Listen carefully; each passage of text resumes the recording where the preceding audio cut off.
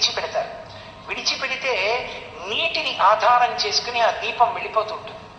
దీపం విడిచిపెట్టానండి అంటారు. ఈ దీపం వెళ్ళి ఎక్కడో ఇంకో దీపాన్ని కలుసుకుంటుంది. అలా వెడుతూ వెడుతూ అది నిధనం అయిపోతుంది ఆ నీటిలోని.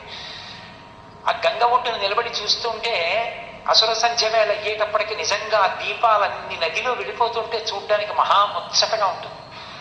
దానికి అసలైన తాత్వికమైన అవగాహన ఏమిటంటే, కుంతీదేవి భాగవతంలో అడుగుతుంది కృష్ణ పరమాత్మతోటి, యాదవులందు నాకు బంధువులందు మోహవిచ్ఛేదము చేయుమయ్య ఘనసింధువు చేరిడి గంగభంగి నీపాద సరోజ చింతనముపై అనిశము మదీయ బుద్ధి అచ్చాదర వృత్తితో గదియగనట్లు చేయక దయ్య ఈశ్వరా అని అడుగుతుంది. ఓ కృష్ణ, యాదవులందు పాండు సుతులందు నాకు మోహవిచ్ఛేదము చేయుమయ్య. ఎన్ని